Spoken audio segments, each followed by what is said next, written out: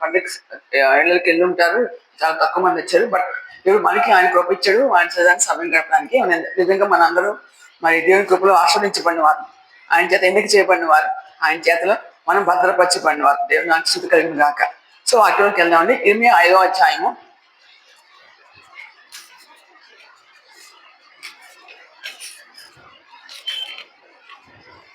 ఇరవై 5వ అధ్యాయము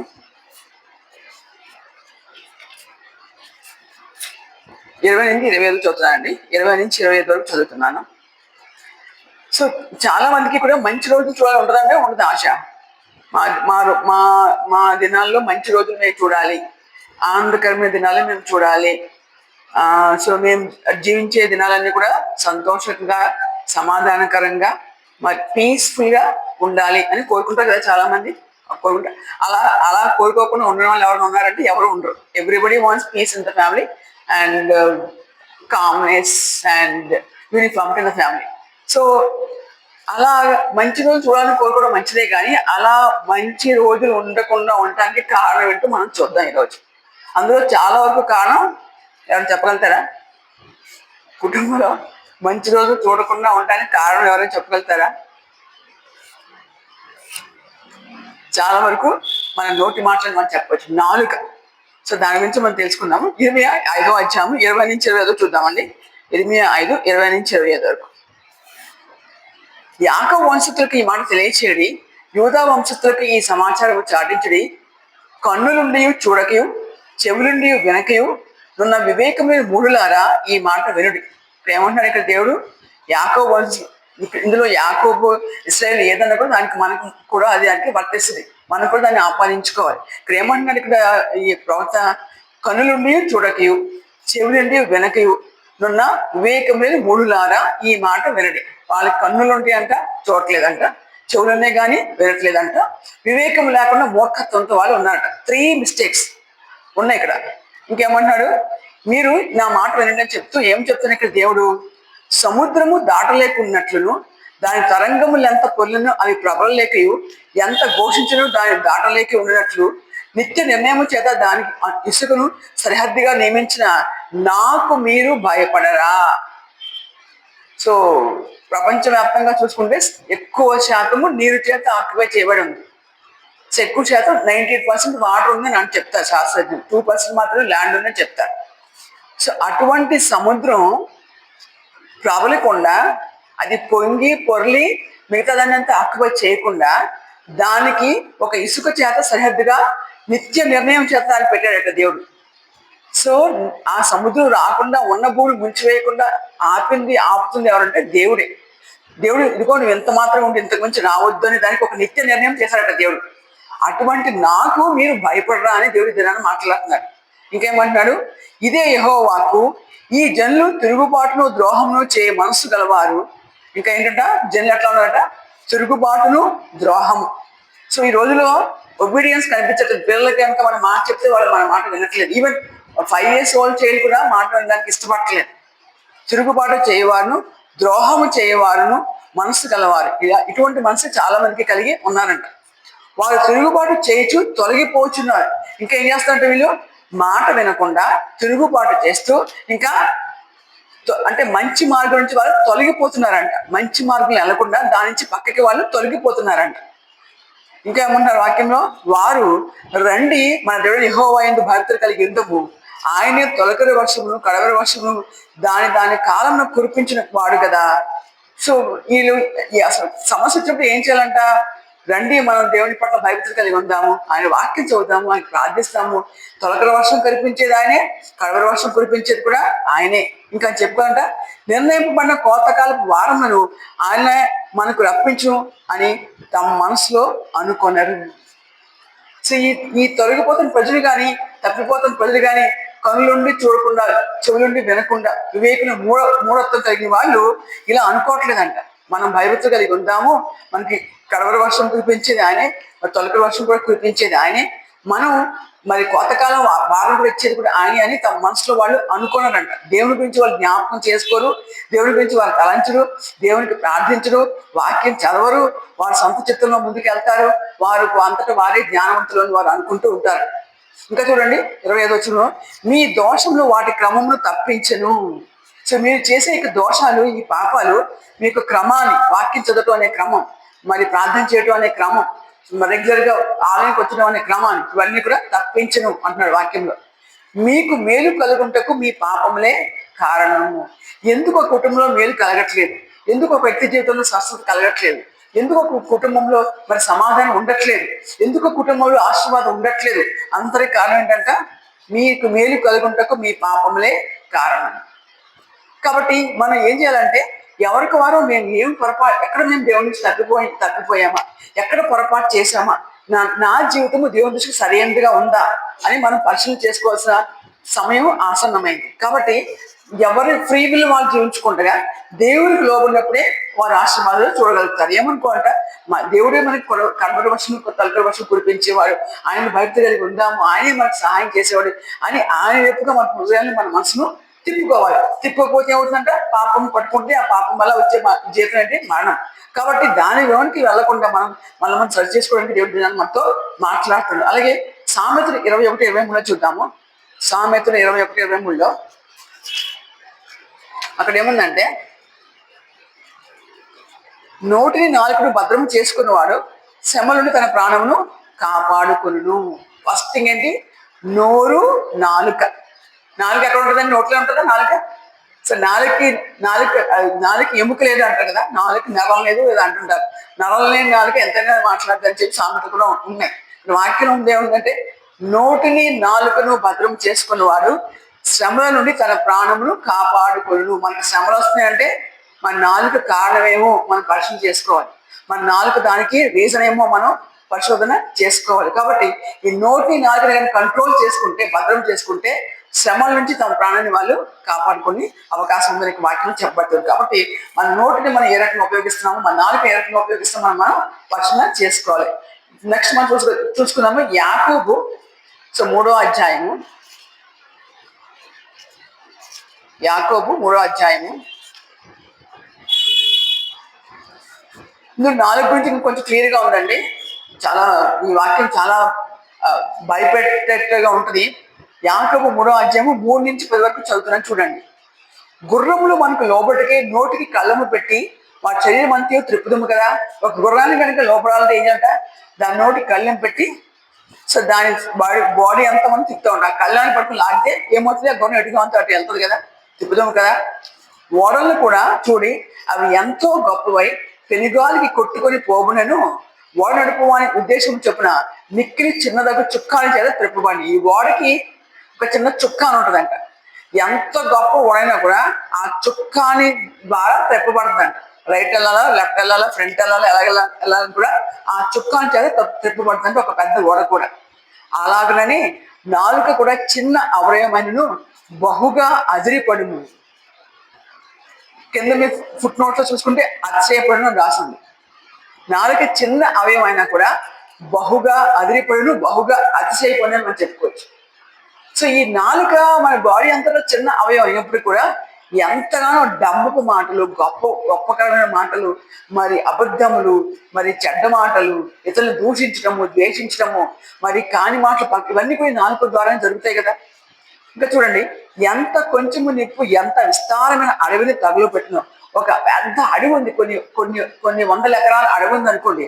అన్ని వందల ఎకరాల అడవి తగలబెట్టడానికి ఒక చిన్న నిప్పు చాలు కదా. అలాగే ఈ నాలుక కూడా అగ్ని. ఆలోచన చూడండి, నాలుక అగ్ని. నాలుక మన అవయంలో ఉంచబడిన పాప ప్రపంచమై సర్వ శరీరములకు మాలిన్యము కలగ చేయొచ్చు, ప్రకృతి చక్రమునకు చిచ్చు పెట్టును. ఈ నాలుక మన బాడీలో చిన్నదే కానీ అది అగ్ని ఉంటుందండి. ఇటువంటి నాలుక మన అవయంలో ఉండి ఈ యొక్క పాప ప్రపంచానికి, మన శరీరానికి రావడానికి కారణం నాలుక. సర్వశరీరానికి అది మాలిన్యం, అంటే సర్వశరీరానికి మాలిన్యం అంటే అపవిత్రత కలగజేస్తుంది నాలుక. ఇంకా ఏముంది? ప్రకృతి చక్రముకు చిచ్చు పెట్టును, అది నరకము చేత చిచ్చు పెట్టబడును. నరకానికి వెళ్ళడానికి కారణం మొట్టమొదటి నాలుకనే మనం అనుకోవచ్చు. కాబట్టి దాన్ని మనం చాలా చాలా కంట్రోల్ చేసుకోవాలి. ఇంకా చూడండి 7వ వచనంలో, మృగ, పక్షి, సర్ప, జలచరములలో ప్రతి జాతి నరజాతి చేత సాధు కాజాలను సాధు ఆయన కంచుండి. ప్రతి మృగము, ప్రతి పక్షి, ప్రతి సర్పము, ఇవన్నీ కూడా మనిషి సాధు జంతువులుగా చేసి వాటిని మనిషి ఏళ్తున్నాడు. మరి ఈ స్నేక్ చామస్ వాళ్ళు వస్తారు కదా, సర్పం పట్టుకుని వస్తారు. అలా అది ఊదుతూ ఉంటే ఆ స్నేక్ కూడా పైకి ఇలా అంటూ ఉంటది కదా. మరి అది ఆపేగానే లోపలికి వెళ్ళిపోతే అతను క్లోజ్ చేసేస్తాడు. మరి పెద్ద పెద్ద సింహాలు కానీ, పుల్లు కానీ, ఎలుగుబడులు కానీ, ఇవన్నీ కూడా మనం చూసుంటాం. అవి మనిషి చెప్పినట్టుగానే అవి పనిచేస్తూ ఉన్నాయి. అవి దొంగమని దుక్కుతాయి, ఏం చేయమంటే అవి చేస్తాయి. ఇవన్నీ కూడా మనుషులు సాధు చేశాడు. కానీ ఏ నరుడును నాలుకను సాధు చేయ నేరడు. ఎంత వచ్చింది చూడండి. ఏ మనిషి కూడా నాలుకను సాధు చేయ నేరడు, అది మరణకరమైన విషముతో నిండినది. నాలుక ఎట్లాంటిదంట? సాధు చేయలేకపోతాడు మనిషి, అది మరణకరమైన విషముతో నిండినది. అంటే నాలుక వల్ల వచ్చే పాపం ఎంత భయంకరం అంటే మరణానికి పొందేటటువంటి విషంతో నిండింది ఈ యొక్క నాలుక అంట. అది నిర్గళమైన దుష్టత్వమే. ఈ నాలుగు ఎంతో దుష్టత్వం ఒక మనిషి చేస్తాడు. ఇంకా చూడండి 9వ వచనంలో, దీనితో తండ్రి అయిన ప్రభువును స్తుతింతుము, దీనితోనే దేవుని పోలికగా పుట్టిన మనుషులను శపింతుము. సో ఒక మనిషి మరొక మనుషుల్ని దేవుని స్తుతిస్తాడు, మళ్ళీ ఆ దేవుని రూపంలో మనిషిని శపిస్తాడు. ప్రతి మనిషి దేవుని రూపమే. దేవుడు మన స్వరూపం మన పోలికలో నన్ను చేదుమని ఆదికాండం రాసి ఉంటుంది కదా. ఈ మనుషులు ఏం చేస్తారట? ఈ నాలుకతోనే దేవుని స్తుతిస్తున్నారు, ఈ నాలుకతోనే దేవుని పోలిక పుట్టిన మనుషులను శపింతుము. చేస్తున్నామా లేదా? చాలా మంది చేస్తున్నాం కదా. ఒక్క నోటి నుండి ఆశీర్వచనము, శాపవచనము బయలువెళ్ళను. సో ఉన్నది ఒకే నోరు. ఆ నోటితో మంచి మాట్లాడతారు, అదే నోటితో చెడ్డ మాట్లాడతారు. ఆ నోటితో ఆశీర్వాదం పలుకుతారు, అదే నోటితో శాపము పలుకుతారు. కాబట్టి ఈ రోజు నుంచి మన నాలుకని, మన నోరుని ఏ రకంగా ఉపయోగిస్తున్నామో మనం పరిశీలన చేసుకోవాలి. మన నాలుగు ఇతరులను శపించిన, ఇతరులను దూషించిన, ఇతరుల మీద కాని మాటలు పలికిన, అది మనకెంతో అనారోగ్యాన్ని, అది మనకెంతో వేదాన్ని, మన శరీరంలో హాని కలుగు చేస్తుందని మనం మర్చిపోకూడదు. కాబట్టి నాలుకని జాగ్రత్తగా సాధు చేయడానికి దేవుడు సహాయం చేస్తాడు. సాధు కాజాలని కానీ మన నాలుకని సాధు చేయడానికి దేవుడు పరిశుద్ధాత్మను మనకి ఇస్తాడు. అడిగితే సాధు చేయగలం, బట్ మనం ప్రాక్టీస్ చేయాలి. కానీ నాలుగుతో మనం పాపం చేయకుండా, నాలుగు ద్వారా మన శరీరానికి మనం మరణం తెచ్చుకోకుండా మనం కాపాడుకోవడం, అది అంతేనా మనకి మంచిది. అలాగే యాకోబు 1వ అధ్యాయము 26వ వచనం ఎవరైనా ఉంటే చదవండి. ఎవడైనా నోటికి కళ్ళెము పెట్టుకొనక తన హృదయము మోసపరుచుకొనుచు భక్తి గలవాడని అనుకునే ఎడల వాని భక్తి వ్యర్థమే. ఈ వాక్యము ఎవరికైనా చాలా చాలా చాలా అలర్ట్నెస్ ఇస్తుందండి. ఎలా అంటే, ఎవడైనా నోటికి కళ్ళెము పెట్టుకొనక తన నోరు కంట్రోల్ చేసుకోకుండా తన హృదయం మోసపరుచుకుని, నోరు కంట్రోల్ చేసుకుని ఏం చేస్తుంటాను? తన హృదయాన్ని తనే మోసం చేసుకుంటున్నాడు. మోసపరుచుకొనుచు భక్తి గల వాడని అనుకుని ఎడల వాని భక్తి వ్యర్థమే. నిజంగా భక్తి కలిగిన వాడు వాడి నోటిని కంట్రోల్ ఉంచుకుంటాడు. తన ఇతరులను అనవసరంగా దూషించడు, ద్వేషించడు, వాళ్ళ గురించి చెడ్డగా మాట్లాడు, వాళ్ళు గట్టగా ప్రచురం చేయరు. కాబట్టి ఒకవేళ నోటికి కళ్ళు పెట్టుకోకుండా నేను భక్తి గలమని ఎవరైనా అనుకుంటే వాని భక్తి దేవుని దృష్టిలో ఏమాత్రం అన్న తగింది కాదు. ఇక్కడ వాక్యం రాయడం వాని భక్తి వ్యర్థమే. It is not at all considered. కాబట్టి ముందు మన నాలుకను మనం కంట్రోల్ చేసుకోకుండా ఎంత భక్తి ఉన్నా ఆ భక్తి ఏమీ పనికిరాదంట. దేవుడు నామకు మహిమ కలుగుగాక. అలాగే మత్తయి 7వ అధ్యాయము 13-14 వచ్చినారండి. ఇరుకు ద్వారము ప్రవేశించుడి, నాశనములకు పోవు ద్వారం వెడల్పును, ఆ దారి విశాలమునై ఉన్నది. ఈ లోకంలో ఫ్రీగా బతికేయచ్చు, అంటే ఏం కావాలంటే అది చేయొచ్చు, ఏం చూడాలంటే చూడొచ్చు, ఎక్కడికి వెళ్ళాలంటే అక్కడికి వెళ్ళొచ్చు. అలాంటిది ఎలాంటిదంట? విశాల ద్వారం. చూడండి 14 వచ్చేమో, ఆ దారి విశాలమే ఉన్నది, దాని ద్వారా ప్రవేశించేవారు అనేకులు. ముందేమన్నాడు? ఇరుకు దారం ప్రవేశించడి, నాశనంకు పో ద్వారము వెడల్పును, ఆ దారి విశాలమే ఉన్నది. నేను చెప్పాను కదా, ఏదంటే చూడొచ్చు, ఎక్కడికంటే అక్కడికి వెళ్ళవచ్చు, ఏం కావాలంటే చేయొచ్చు, ఏం తినొచ్చు. ఇవన్నీ ఏంటంట? నాశనానికి పోవు ద్వారం. ఆ దారి చాలా విశాలం, ఎంతమంది అయినా వెళ్ళిపోవచ్చు. నరకానికి ఎంతమంది వెళ్ళి ఇంకా ప్లేస్ ఉంటుందని.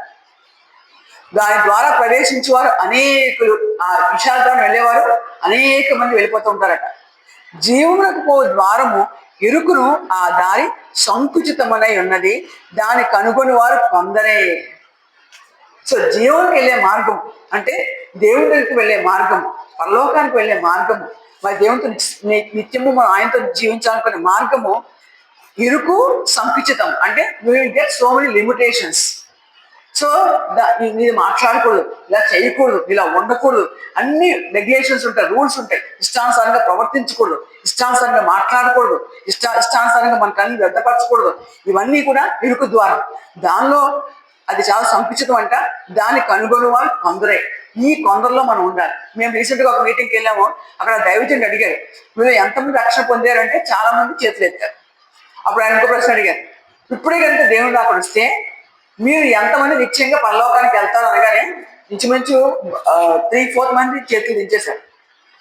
రక్షణ పొందాం, బాప్తిసం పొందాం అని అన్నారు. కానీ ఇప్పుడు దేవుడు వస్తే కనుక నిజంగా ఎంతమంది పరలోక రాజ్యం వెళ్తారని అడిగితే 30 మంది చేతులు దించేశారు. చాలా తక్కువ మంది మాత్రం ఎత్తారు.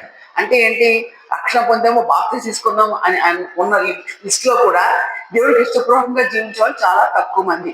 ఈ ప్రశ్న మనం వేసుకోవాలి. నేను ఇది చూస్తున్నాను కదా, నేను వింటున్నాను కదా, ఇప్పుడు దేవుడు రాకొస్తే నేను అందరికి వెళ్తానా అని మనం ప్రశ్న చేసుకుంటే కనుక మనం చాలా వరకు మనం సరి చేసుకుని ఇరుకు ద్వారా వెళ్ళడానికి మనం అవకాశం ఉంది. కాబట్టి దాన్ని కనుగొనే వారు కొందరే. కాబట్టి మనం ఆ కొందరిలో ఉండి జీవనకు ద్వారా మనం ఉండాలి. అదే మనకి క్షేమం. కాబట్టి అది గుర్తుపెట్టుకుని మనం జీవించాలి.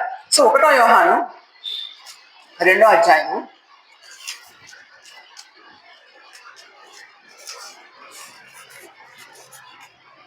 సో 15 నుంచి 17 వరకు 15 to 17 చర్చగా చదివాను కదా. ఈ లోకంలో ఉన్నవానైనా ప్రేమించకుడి. లోకములో ఎవడైనా ఈ లోకం ప్రేమించేలా తండ్రి ప్రేమ వానిలో ఉండదు. కాబట్టి మనం ఈ లోకంలో ఉన్నామా లేదా? ఉన్నాం కదా, బతికే ఉన్నాం కదా. మనం ఈ లోకంలో ఉన్నా కూడా లోకంలో ఉన్నవాని మనం ప్రేమించకూడదు. అంటే ఈ లోకంలో ఏమున్నాయి? ధనం ఉంది, ఆస్తులు ఉన్నాయి, అంతస్తులు ఉన్నాయి, మన బిడ్డలు ఉన్నారు, భర్త ఉన్నారు, బిడ్డలు, మరి ఇంకా రిలేటివ్స్ ఉన్నారు. దేవుడు ఏమంటున్నాడు, ఈ లోకంలో ఉన్న వాటిని ప్రేమింపకని ఎవడైనా లోకం ప్రేమించినలా తండ్రి ప్రేమ వానిలో ఉండదు. మనం ఈ లోకంలో ఉన్నప్పుడు కూడా మనం మొట్టమొదటి స్థానం దేవుడికి ఇవ్వాలి. ఏ మనిషి అయినా కూడా తన తల్లిదండ్రులు కాదు, భర్త కాదు, భార్య కాదు, మొట్టమొదటి స్థానం దేవునికి ఇవ్వాలి. ముందు దేవుని ప్రేమించాలి, ఆ తర్వాత తన కుటుంబస్తులను ప్రేమించాలి. అక్కడ వాక్యం ఏంటన్నాడు, ఎవడైనా లోకం ప్రేమించినలా తండ్రి ప్రేమ వానిలో ఉండదు. ఈ లోకంలో మీకున్న ధనధాన్యాదులు కానీ, ఆస్తులు కానీ అంత దేవుడు ప్రేమిస్తే దేవుని ప్రేమ వారిలో ఉండదంట. లోకము ఉన్నదంతయు అనగా చేయురాశయు, నేత్రాశయు, జీవ కుటుంబమును తండ్రి వల్ల పుట్టినవి కావు, అవి లోక సంబంధమైనవే. సో శరీరంతో మనం కావాల్సిన కంఫర్ట్ కోరుకుంటాం. జీవ కుటుంబానికి మంచి మంచి నగలు, మంచి మంచి మన బట్టలు కొనుక్కొని అనుకుంటూ ఉంటాం. ఇంకా ఇంకా బయట వాళ్ళు చూపించడం కోసం ఎంతో డంబమైనతో మనం జీవించాలని కోరుకుంటాం. ఇవన్నీ కూడా లోక సంబంధమైనవి. ఇవేమి దేవుడి వల్ల పుట్టినవి, దేవుడి వల్ల ఏర్పాటు చేయబడినవి కావట. లోకమును దాని ఆశయం గతించిపోతున్నవి, కానీ దేవుడి చిత్తము జరిగించేవాడు నిరంతరమును నిలుచును. ఈ లోకంలో అదంతా కూడా నశించిపోతుంది. ఏది ఒక మనిషి చనిపోతే కనీసం 1 రూపాయి తనతో తీసుకెళ్ళగలుగుతారా? 1 గ్రాము బంగారం తను తీసుకెళ్ళగలుగుతారా? లేదు కదా. ఏది మనం పట్టినలా. కాబట్టి లోకము దాని ఆశ గతించిపోయేది. కాబట్టి దేవుడి చిత్తం జరిగించేవాడు నిరంతరము నిలుచును. సో దేవుడి చిత్తం మాత్రం జరిగించేవాడు ఈ లోకంలో మంచి పేరు తెచ్చుకుని దేవుని దగ్గరికి వెళ్తాడు. పరలోకంలో దేవునితో ఆయనతో పాటు, యుగంలో ఆయనతో పాటు నిరంతరము నిలుస్తాడు. కాబట్టి ఈ లోకంలో ఉన్న వాటిని మనం ప్రేమించకుండా మరి దేవుని ప్రేమించి ఆ చిత్ర ప్రకారం ముందుకెళ్తాం మనకి ఎంతో మంచిది. ఇప్పుడు మనం మీకాలోకి వెళ్దామంటే మీకా 7వ అధ్యాయము. సో మీకు 7వ అధ్యాయము. సో ముందు 2 నుంచి 7 వరకు చదువుతాను. ఇంకా కొన్ని మాటలు నేను చదివినిపిస్తాను. మీకు 7వ అధ్యాయము 2 నుంచి 7 వరకు చూస్తున్నామండి. భక్తులు దేశంలో లేకపోయాను, జనులు యథార్థపడి ఒకడునూ లేడు. దేశంలోనే భక్తులు లేడంట, దేశమంతంలో భక్తులు లేడంట. జనులు యథార్థవంతులు ఒకడునూ లేడు. అందరూ ప్రాణహాని చేటుకే పొంచియుండు వారే. ప్రతి మనుషులు కిరాతకుడే, తన సహోదరుని కొరకు బలలను ఒగ్గును. సో ఈ రోజుల్లో చాలా చాలా భయంకర రీతిగా ఉన్నాయి. చాలా మంది కూడా సొంత కుటుంబకుల్ని మోసం చేసుకుంటూ ఉన్నారు, రిలేటివ్స్ ని మోసం చేసుకుంటూ ఉన్నారు. ఇప్పుడు చూసారు కదా, అందరూ ప్రాణహాని చేటుకే పొంచిండు వారే. ప్రతి మనుషుడు కిరాతకుడే, తన సహోదరుని కొరకు వలను ఒగ్గును. మరి ఒక స్త్రీ వేరొక అతనితో ఉండి తన భర్తని చంపించాను. మరి ఒక పురుషుడు వేరాలను తన భార్యను చంపించడం, మరి తల్లిదండ్రులు బిడ్డలను చంపించడం, బిడ్డలు తల్లిదండ్రులను చంపించడం ఎంత భయంకరంగా మాత్రం మనం వింటున్నాము. ఇంకా చూడండి 3వ వచనము, 2 చేతులతోనూ కీడు చేయ పూనుకొందురు. వీళ్ళు ఏం చేస్తారంట? 2 చేతులతో కీడు చేస్తారు, ఒకటే కాదు 2 చేతులతో కీడు చేస్తారంట. అధిపతులు బహుమానం కోరుదురు, న్యాయాధిపతులు లంచము పుచ్చుకొందురు. అధికారులు ఉంటారు, వాళ్ళకి బహుమానం కావాలంటారు. న్యాయాధిపతులు వాళ్ళే జడ్జెస్, లాయర్స్, వాళ్ళకి లంచం కావాలంటారు. గొప్పవారు తమ మోసపు కోరికలు తెలియజేతురు. ఈ గొప్పవారు ఉంటారు, వాళ్ళు ఏం చేస్తారు? వారి కోరిక మోసపు కోరిక, అది మీకు అర్థమై ఉంటుంది. వాళ్ళ యొక్క మోసపు కోరికలు తెలియజేస్తారట. అలాగనే వారు ఏకపట్టుగా ఉండి దాన్ని ముగించరు. వాళ్ళు అలాగే ఆ మోసపూరమైన కోరికలు కోరుకుంటూ ఆ రకంగానే దాన్ని ముగిస్తారంట. వారిలో మంచివారు ముండ్ల చెట్టు వంటి వారు యథార్థవంతులు కంటెను ముండ్లుగా ఉందరు. ఇలాంటి వాళ్ళు మంచివారు అన్న వాళ్ళు ఉంటారంటారు, ముండ్ల చెట్టు వారిలాగా ఉంటారు. యథార్థవంతులు ఎట్లా ఉంటారంట? కంటెను ముండ్లుగా.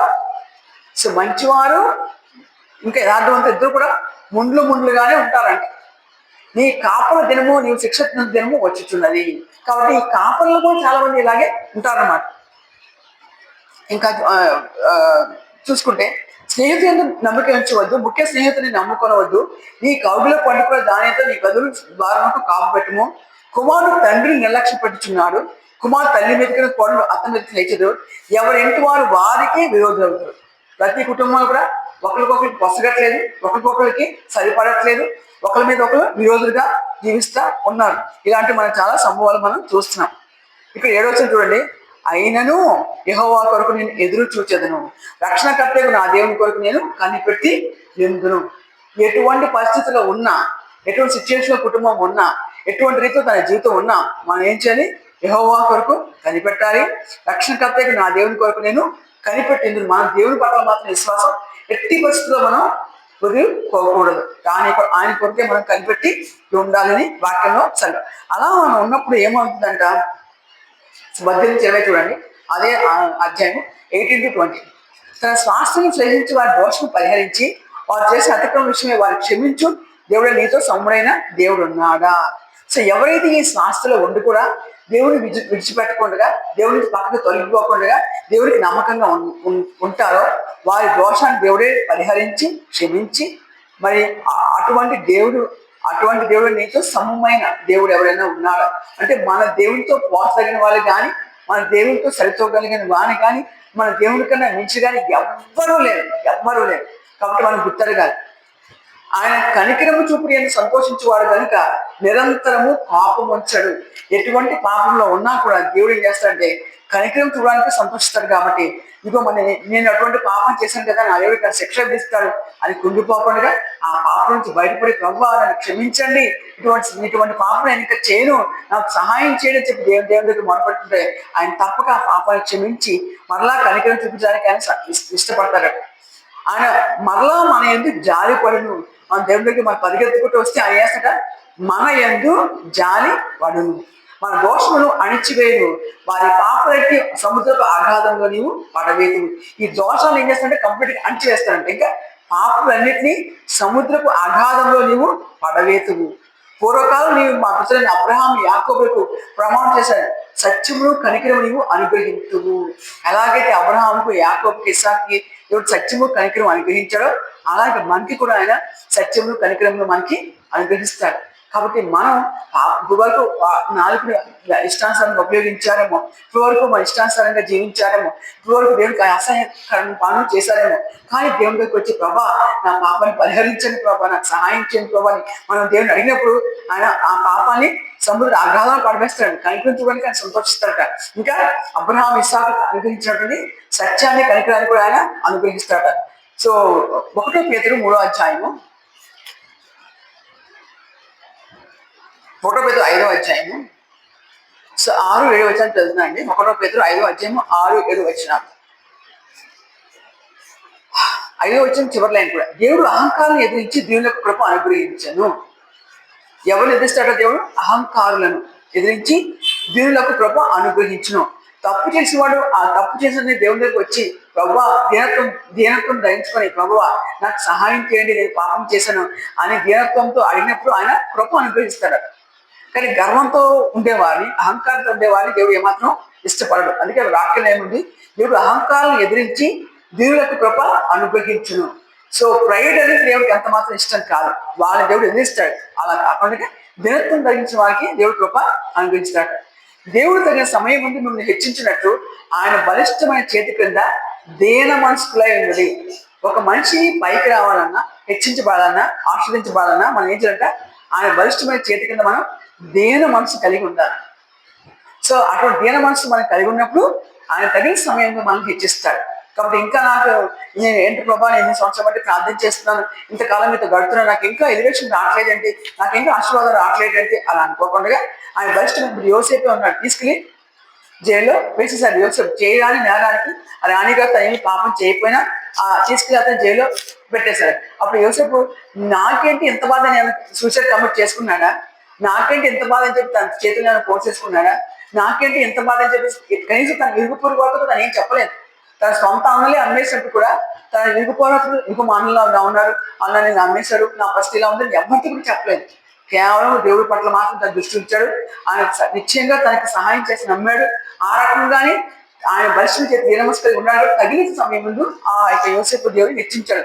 మనం కూడా మన నిజంగా దేవుడి పట్ల విశ్వాసం కలిగి ఉన్నప్పుడు తగిన సమయంలో ఆయన మనల్ని హెచ్చిస్తాడు. ఇంకా చూడండి, నిబ్బరమైన బుద్ధి కలవాడి మెలకుగా ఉండు. మనం ఏం చేయాల్సి అంటే మన నిబ్బరమైన బుద్ధి. 7వ చూడండి, ఆయన మిమ్మల్ని గురించి చింతిస్తున్నాడు కనుక మీ చింత యావత్తు ఆయన మీద వేయండి. సో మన కోసం మన తల్లిదండ్రులు చింతించలేకపోయినా, ఇంకా ఎవరు చింతించలేకపోయినా దేవుడు మనల్ని గురించి చింతిస్తాడు. కాబట్టి మనం ఏం చేయాలంటే మన చింత యావత్తు ఆయన మీద వేయాలి. ప్రభా, నాకు ఈ బాధ ఉంది, నాకు ఈ వ్యాధి ఉంది, నాకు ఈ కష్టం ఉంది, నాకు ఈ అనారోగ్యం ఉంది అని మన చింత ఆయన మీద వేసేప్పుడు నిబ్బరమైన బుద్ధి కలవారు మెలకుగా ఉంది. కాబట్టి మన బాధ, మన వేదన ఆయనకు అప్పచెప్పినప్పుడు ఆయన మన గురించి చింతిస్తారు. కాబట్టి దేవుడు మన కోసం చింతించినప్పుడు మనకు సహాయం చేయకుండా ఉంటాడా? ఉండడు కదా. కాబట్టి మనం ఆయన మీద మన భారం వేసినప్పుడు ఆయన తప్పక మనకు సహాయం చేస్తాడు. కాబట్టి ఆయన బలిష్టమైన చేతికి దీన మనసులో ఉండాలి. ఇంకా మన చింత యావత్తు కూడా ఆయన మీదే మనం వేయాలి. నిబ్బరమైన బుద్ధి కలవారే మెలకుగా ఉంది. కాబట్టి మనం మంచి బుద్ధి కలిగి మెలకుగా మనం ఏదైనా పాపలు పడిపోతున్నామా, ఏదైనా ఎవరైనా మనం పాపలు పట్టడానికి మనకి ఏమంటారంటే మనం ప్రేరేపిస్తున్నారా అని మనం మెలకు కలిగి మనం జీవించాలంట. అది చాలా చాలా ఇంపార్టెంట్. అలాగే 2వ యోహాను 3వ వచనం, ఈ వాక్యం నాకు చాలా సంతోషం కలగజేసిందండి. నాకెంతో ఈ ఆనందం కలగజేసింది. నేను రాత్రి ఈ వాక్యం జ్ఞాపకం చేసుకుంటూనే పడుకున్నాను. నాకు చాలా చాలా సంతోషము, ఆనందము, నాకు ఎంతో సపోర్ట్ ఇచ్చింది ఈ వాక్యం. సో 2వ యోహాను 3వ వచనం చూడండి, సత్య ప్రేమలు మన యందు ఉండగా తండ్రిని దేవుని యొద్ద నుండి, తండ్రి యొక్క కుమారుడు యేసుక్రీస్తు యొద్ద నుండి కృపయు కనికరమును సమాధానమును మనకు తోడగను. హల్లెలూయా. ఇక్కడ ఏముంది? సత్య ప్రేమలు మన యందు ఉండగా. మనం ఏం కలిగి ఉండాలంటే ముందు సత్యం కలిగి ఉండాలి, ముందు తర్వాత ప్రేమ కలిగి ఉండాలి. యేసుప్రభువు ఏం చెప్పారు? నేనే మార్గము సత్యము జీవం చెప్పారు కదా. ఆయన ప్రేమ స్వరూపిన వాక్యం రాయబడింది కదా. మనం ఈ సత్య ప్రేమలో కలిగి ఉంటే తండ్రి దేవుని యొద్ద నుండి, యెహోవా దేవుని యొద్ద నుండి, తండ్రికి కుమారుడు యేసుక్రీస్తు యొద్ద నుండి, అంటే తండ్రి నుంచి యేసుక్రీస్తు ఇద్దరి నుంచి కూడా మనకి కృపయు కనికరమును సమాధానమును మనకు తోడగును. సో తండ్రి యొద్ద నుంచి యేసుక్రీస్తు నుంచి మనకి కృప, ఇద్దరి నుంచి మనకి కనికరము, ఇద్దరి నుంచి మనకి సమాధానం, ఇవి మనకు తోడుగా ఉంటే who can be against us? Who can destroy us? Who can suppress us? మనకి ఎవరు మనకి కీడు చేస్తారు? ఎవరు మనకి అనారోగ్యం కలిగేస్తారు? ఎవరు మనకు వేదన కలిగేస్తారు? Nobody can do anything to us. ఎవరు కూడా మనకి ఎటువంటి కీడు మనకి చెయ్యలేరు. మనం ఏం చేయాలి? సత్య ప్రేమను మనం కలిగి ఉండాలి. 6వ వచనం చూడండి, మనం ఆయన ఆజ్ఞ ప్రకారం నడుచుకుంటే ప్రేమ. సత్య ప్రేమ అని చెప్పాం కదా పైన, ప్రేమని మనం ఆయన ఆజ్ఞ ప్రకారం నడుచుకుంటే ప్రేమ. మొదటి నుండి విన్న ప్రకారము ప్రేమను నడుచుకొని వల్లది ఆజ్ఞ. కాబట్టి దేవుని ప్రేమ మనం కలిగి ఉండాలి. ఆయన చెప్పిన సత్య మాట మనం నడవాలి. అలా ఉన్నప్పుడు తండ్రి దేవుని యొద్ద నుంచి, తండ్రి కుమారుడు యేసుక్రీస్తు కృప కనికరము సమాధానం మనకి తోడవుతారు. ఇటువంటి ఈ వాక్యం మన అందరి జీవితం దేవుడు నెరవేర్చుగాక. ఈ వాక్యం కలిగి మనం జీవించడానికి దేవుడు మనకు సహాయం చేయుగాక. మన కుటుంబం ప్రతి ఒక్కరికి ఇటువంటి స్థితి దేవుడు కలగ చేయగాక. సో మనం ఇటువంటి వాగ్దానం స్వతంత్రించుకుందాం. సో ఈ రోజు చదివినట్టు ఉత్తరపత్రము 97వ కీర్తన కొన్ని అంశాలు చూసి మనం ముగించుకుందాము. సో 97వ కీర్తన 2వ వచనంలో సెకండ్ లైన్, నీతి న్యాయము ఆయన సింహాసనకు ఆధారము. దేవుడి సింహాసనం ఏంటంటే ఆధారము నీతి న్యాయం. అటువంటి గొప్ప దేవుడు మనం కలిగి ఉన్నాం. నీతి న్యాయం సింహాసనకు ఆధారము. చాలా మంది ఈ లోకంలో చాలా దేవతలు ఉన్నాయి కదండి, ఆ గురించి ఈ వాక్యం రాశాడు. దేవుడు చూడండి, వ్యర్థం బట్టి అచ్చయపడుచు చెక్కిన ప్రతిమను పూజించే వారందరూ సిగ్గుపడుదురు, సకల దేవతలు ఆయన నమస్కరించారు. ఈ విగ్రహాలను పూజించే వారు ఒక రోజు వస్తే వాళ్ళే తెలుసుకుంటారు, మనం జస్ట్ ప్రార్థన చేయటమే. ఇంకా చూడండి మనం చూసుకుంటే, సో 7-8 వచనంలో సకల దేవతలు నమస్కారం చేయను, యెహోవా సియోను నివాసం ఆ సంగతి విని ఈ జ్ఞానాన్ని బట్టి సంతోషించున్నారు, యూదా కుమార్తెలు ఆనందించున్నారు. సియోను అంటే దేవుడు పర్వతం అని చెప్పొచ్చు. అక్కడ ఉన్నటువంటి ఆ బిడ్డలందరూ కూడా దేవుని సంగతి విని ఆయన జ్ఞానాన్ని బట్టి వాళ్ళందరూ కూడా ఎంతో సంతోషిస్తూ ఉన్నారంట. 9వ వచనం చూడండి, ఎలాగనగా యెహోవా భూలోకమంతటి పైగా నీవు మహోన్నతుడు అయి ఉన్నావు. ఈ భూలోకం అంతటి పైగా దేవుడే మహోన్నతుడు, మహా ఉన్నతుడు. సమస్త దేవతలకు పైగా నీవు అత్యధికమైన ఔన్నత్యం పొంది ఉన్నావు. ఎన్నన్నా దేవతలు ఉండొచ్చు, వాటన్నిటికమైన దేవుడే అత్యధికమైన ఔన్నత్యం పొంది ఉన్నాడు మన దేవుడు. ఎంత గొప్ప దేవుడు మనం కలిగి ఉన్నాం. Our God is so good, so big, so precious. కాబట్టి అటువంటి దేవుడు మనం కలిగి ఉన్నాము. అటువంటి దేవుని బిడ్డలుగా మనం ఉన్నాము. మనకి ఎటువంటి భయం రాకుండా ఆయనే మనకి కాపాడతారు, సహాయం చేస్తాడు. సో 10వ వచనం చూడండి, యెహోవాను ప్రేమించే వారులారా చెడుతను అసహ్యించుకున్నది. ఇదిగో మీరు దేవుని ప్రేమిస్తున్నారా? దేవుని ప్రేమిస్తే మనం ఏం చేయాలంటే చెడుతనాన్ని మనం అసహించుకోవాలి. మరి ఏ మనిషి ఇద్దరు మాస్టర్స్ కి బానిసగా ఉండలేడు కదా, ఇద్దరు మాస్టర్కి సర్వెంట్గా ఉండలేడు కదా. ఉంటే దేవునిలో ఉండాలి, లేదంటే దేవునికి వ్యతిరేకంగా ఉండాలి. ఇక్కడ వాక్యం ఏమంది? దేవుని ప్రేమించే వాళ్ళ చెడులను అసహించుకోడి, తన భక్తుల ప్రాణమును ఆయన కాపాడుతున్నాడు. సో మనం ఆయన ప్రేమిస్తున్నాము కనుక ఆయన మన ప్రాణాన్ని ఆయనే కాపాడుతున్నాడు. భక్తుల చేతుల నుండి ఆయన వారిని విడిపించును, నీతిమంతుల కొరకు వెలుగును, యథార్థవంతుల కొరకు ఆనందంలో వ్యక్తపడి ఉన్నవి. మనల్ని దేవుడు నీతిమంతులుగా చేశాడు కాబట్టి మనకి ఆయన వెలిగిస్తాడట, ఇంకా ఆనందము మన కొరకు ఇచ్చించాడట దేవుడు మన కోసం. నీతిమంతులారా యెహోవాను సంతోషించి ఆయన పరిశుద్ధ నామం బట్టి ఆయన కృతజ్ఞతాస్తులు చెల్లించు. కాబట్టి మనం దేవుని సంతోషించాలి, మరి ఆయన పరిశుద్ధ నామం బట్టి ఆయన కృతజ్ఞతాస్తులు మనం చెల్లించాలి. ఇలాగ మనం దేవుని ఎందుకు మనం ఆనందించినప్పుడు దేవుడు కృప చూపుడు సంతోషించేవాడు కనుక ఆ దేవుడు సత్య ప్రేమలో మన ఎందుంటే తండ్రి దేవుని నుండి తండ్రి కుమారుడు యేసుక్రీస్తు కృపయు కనికరము సమాధానం మనకి తోడవుతుంది. ఆ వాక్యాన్ని కండత పెట్టండి, నేర్చుకోండి, క్లెయిమ్ చేయండి. గొప్ప సంతోషాన్ని, గొప్ప జీవనం, గొప్ప సమాధానము, మరి సమృద్ధి, ఐక్యత, ఆశీర్వాదం దేవుడు ప్రతి కుటుంబంలో ఈ దినం నుంచి అనుగ్రహిస్తాడు. తప్పక మనం పూజించే దేవుడు గొప్ప దేవుడు, మహా ఔన్నత్యం కలిగిన దేవుడు, మహోన్నతుడు ఆయనే. కాబట్టి ఆ దేవుడు ఆ దేవుడి పట్ల మనం నమ్మకంగా ఉండడానికి సహాయం చేయాలని ప్రార్థించినప్పుడు తప్పక ఆయన మనకు సహాయం చేస్తాడు. దేవుడు చిన్న వాక్యం దీవించుతాడు.